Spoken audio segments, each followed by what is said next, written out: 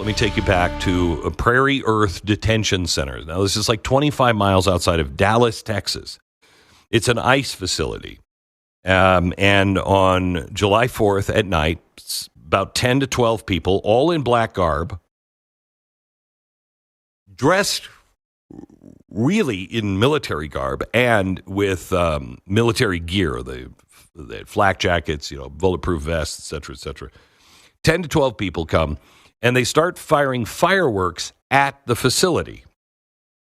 Okay, then the crowd kind of breaks up a little bit. There's two people that break off to the side, and they go after these ICE vehicles, and they start, spray painting ICE pigs and everything else.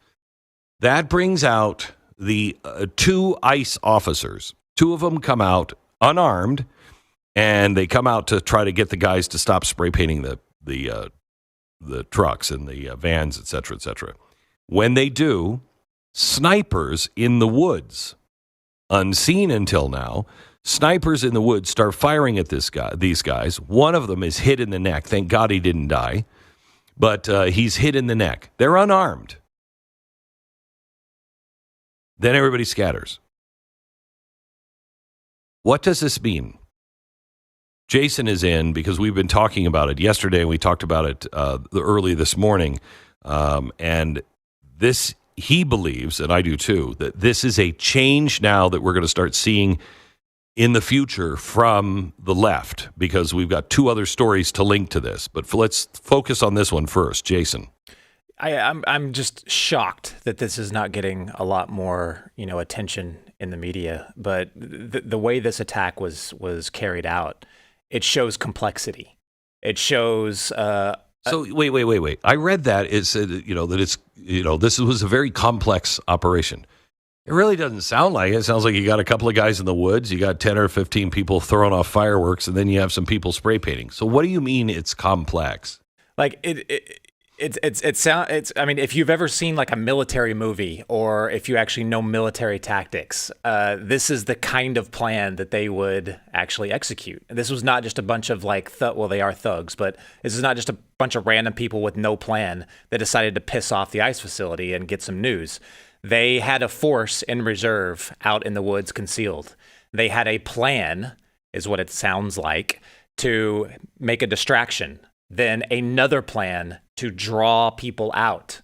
The people that were in reserve waited for all of this to happen. They didn't join in, with like an anger rage mob. That's not what this was. This was a step by step plan to hurt someone. That's what this was. And if you're looking at the evolution, I know there's a lot of veterans right now that are listening and saying, wait a minute, this sounds very, very familiar. This kind of sounds like what I saw in Afghanistan. This kind of sounds like what I saw in Fallujah. Yep. And you would be right. It is.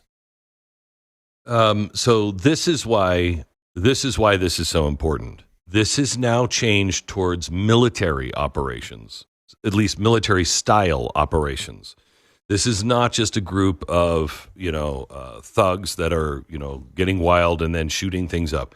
As Jason just said, this was a well thought out plan to draw people out.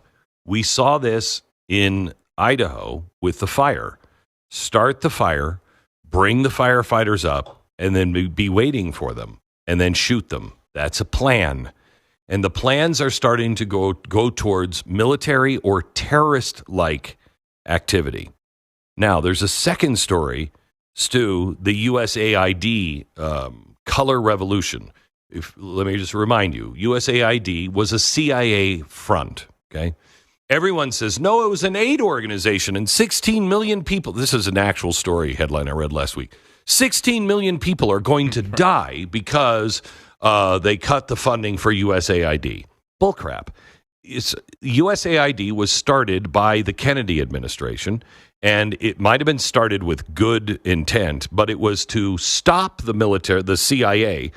He shut down one organization from the CIA that was an absolute front and said, we're going to stop that. We're going to do good with USAID. Well, the CIA just infiltrated the USAID, and they started doing the same thing.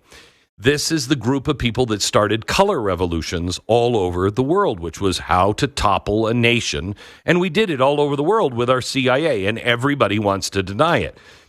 When they cut USAID, what they did was cut the CIA. Now, listen to what's happened recently and what is happening currently. We should note that what you just said is obviously a conspiracy theory. Yeah. Right? That is not, they don't do any of those things. No, of course not. Now, separate from that, this is what they're now admitting. Some of the democracy building experts, quote unquote, President Donald Trump fired this year from USAID and the State Department, are now reapplying their skills and knowledge that they built up over decades to undermine Trump's power. Take it from those who worked in authoritarian countries. This is a quote from them, one of these workers, anonymous USAID. federal worker. We've become an authoritarian country. They were so quick to disband AID, the group that was supposedly instigates color revolutions, but they've done a very foolish thing. You just released a bunch of well-trained individuals into your population. If you just kept your offices going and had us play solitaire in the office, it might have been safer for you to keep your regime. Now, this sounds like a patriotic aid group, doesn't it?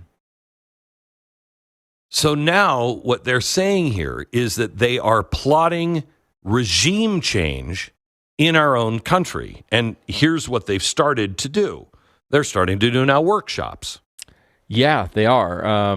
Let's see if I can find that part of it. Former officials reportedly told this news outlet, this is Notice, is the news outlet that reported on this. Just want you to know, former officials of USAID. They're holding workshops on a tactic called non-cooperation. They're building a network of government workers willing to engage in even minor acts of rebellion in the office. They're planting the seeds of what they hope could become a nationwide general strike. Some in the informal network of the Trump opponents are sharing an old CIA pamphlet with allies who still work in the government. It's called Simple Sabotage. So your aid workers are now engaging in sabotage and color revolution, the aid workers of USAID. And you have Democrats that have been so convinced that USAID is going to starve people to death because he cut it, and now the aid workers, quote unquote, are planning revolution.